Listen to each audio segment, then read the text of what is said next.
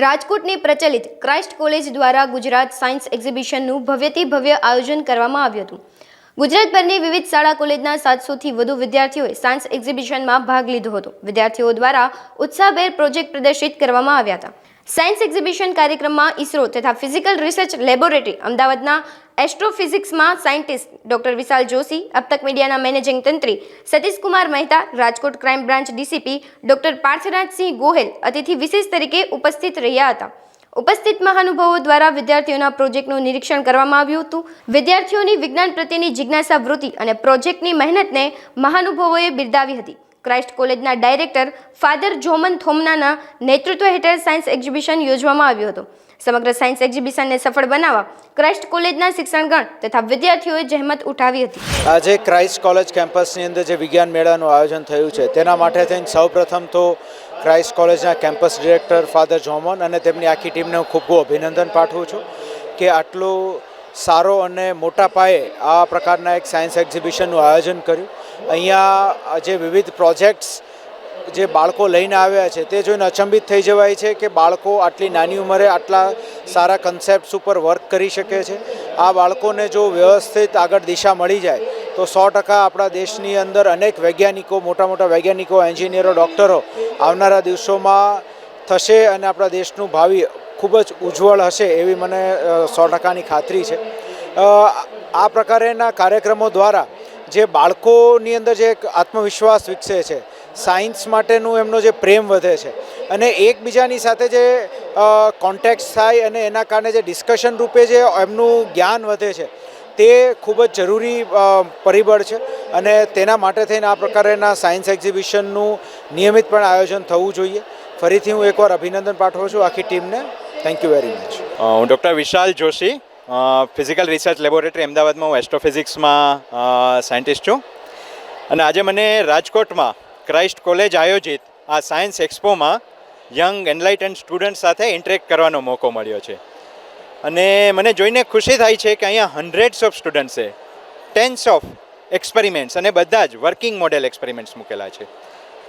આ working models actually models છે, પણ આ મોડેલ્સ બનાવવામાં સ્ટુડન્ટ્સની જે થિંકિંગ પ્રોસેસ ઇન્વોલ્વ થાય છે અને એનાથી એમની જે થિંકિંગ એબિલિટી ગ્રો થાય છે એ ભારતને નવા સાયન્ટિસ્ટ આપવાની દિશામાં એક બહુ સરસ કદમ છે. હું ઈચ્છું કે રાજકોટ અને સૌરાષ્ટ્રની ભૂમિ આવા વધુને વધુ પ્રયોગો કરતી રહે, વિદ્યાર્થીઓને વધુને વધુ તક મળતી રહે અને આ રીતે આપણા ભારતના વિકાસમાં વધુને વધુ વૈજ્ઞાનિક, વધુને વધુ એન્જિનિયર્સ, ડૉક્ટર્સ આપણને આ રીતે મળતા રહે. I wish all the best to the organisers of this event. Thank you very much. Christ campus Rajkot દ્વારા આજે ગુજરાતના સ્ટેટ લેવલમાં સાયન્સ એક્સપો 24 કરીને સાયન્સ એક્ઝિબિશન કરવા રાખવામાં આવ્યું છે. એમાં ગુજરાતના અલગ અલગ જગ્યાથી, કોલેજથી અને સ્કૂલથી સ્ટુડન્ટ્સ આવ્યા છે. એ લોકોનું જે ઇનોવેટિવ પ્રોજેક્ટ છે એમાં પ્રેઝન્ટ કરવામાં આવે છે.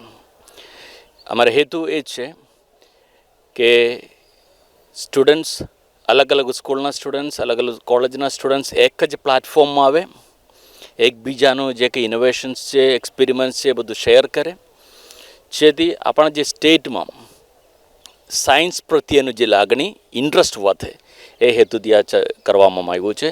એ એમનું જે સાથ સંસ્કાર મળ્યું છે બધા સ્કૂલ્સ અને કોલેજમાંથી બહુ હતું કે રજિસ્ટ્રેશન અમારે છેલ્લે ક્રોસ કરવું પડ્યું એવું રિસ્પોન્સ આવ્યા છે. અમે પાર્ટિસિપેશનમાં 750 જેટલા સ્ટુડન્ટ્સ જે પ્રેઝન્ટ કરવા માટે આવ્યા છે અને આજે જે મુલાકાત માટે 4000થી વધુ માણસો, સ્ટુડન્ટ્સ અને આજુબાજુના એમિનન્ટ પર્સનાલિટીઝ આવ્યા છે. આજના જે ઇવેન્ટમાં ખાસ કરીને ઇસરોમાંથી જે સાયન્ટિસ્ટ આવ્યા છે, વિશાલ સર આવ્યા છે, એમને બધા સ્ટુડન્ટ્સને મોટિવેશન આપ્યા છે, પ્રોત્સાહન આપ્યા છે અને આજે ખાસ કરીને આ ઇવેન્ટ દરમિયાન પૂરા દિવસ વિશાલ સર અહીંયા રહેવાના છે. બધા સ્ટુડન્ટ્સને મળીને એમને મુલાકાત લઈને બધાને પ્રોત્સાહન આપવાના છે. સાથે સાથ ઇનાગરલ ફંક્શનમાં આપણા ડીસીપી સાહેબ પાર્થરાજસિંહ ગોહિલ સાહેબ આવ્યા.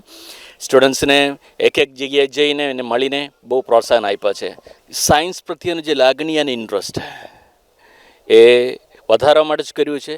એટલે આવા જેવા પ્રોગ્રામથી સ્ટુડન્ટ્સને જે પ્લેટફોર્મ મળે છે यदि એનું ગ્રોથ થાય ડેવલપમેન્ટ થાય એટલે સાયન્સ આપણા આખા દેશમાં જેટલું કોન્ટ્રીબ્યુશન કરી શકે એના માટેનું મારે બધા સ્ટુડન્ટ્સને એ જ કહેવાના છે.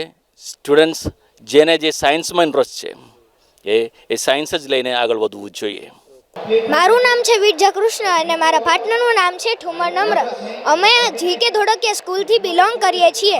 અમારો પ્રોજેક્ટનું નામ છે ઓટોમેટિક સ્ટ્રીટ લાઇટ.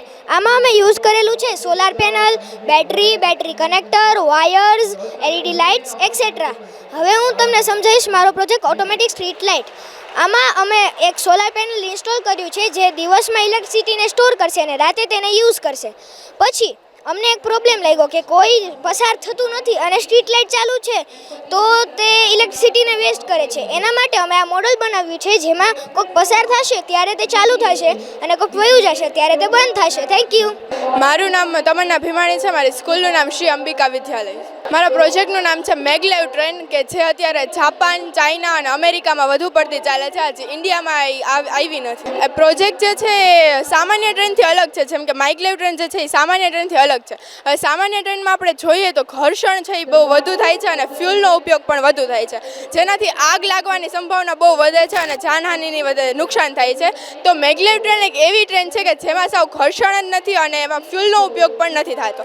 હવે મેગલેવ ટ્રેન છે આખા મેગ્નેટથી ઓપરેટ થાય છે કે જેમાં ઇલેક્ટ્રિસિટી પસાર કરવામાં આવે છે અને એની મેગ્નેટિક ફિલ્ડને કારણે આખી ટ્રેન ઓપરેટ થાય છે. મેગલેવ ટ્રેનની અંદર સુપર કંડક્ટર મેગ્નેટ આવેલા હોય છે જેની અંદર આખાનો પ્લાન્ટ આવેલો હોય છે કે લિક્વિડ નાઇટ્રોજન આવેલું હોય છે, લિક્વિડ હિલિયમ આવેલું છે અને કમ્પ્રેસ પ્લાન્ટ આવેલો હોય છે. ત્યારબાદ જે ટ્રેક હોય છે એમાં બે સાઈડમાં દિવાલ હોય છે. એ બંને દિવાલમાં ઇલેક્ટ્રોમેગ્નેટ અને મેગ્નેટિક કોઇલની સ્ટ્રીપ રાખેલી હોય છે જેનાથી આ સુપર કંડક્ટર મેગ્નેટ, ઇલેક્ટ્રોમેગ્નેટ અને મેગ્નેટિક કોઇલની મદદથી આખી ટ્રેન જે છે પ્રોપેલ, લેવિટેટ અને ગાઈડ થઈ શકે છે. અમે પ્રોજેક્ટમાં ટોટલ 8 વિદ્યાર્થીઓ છીએ.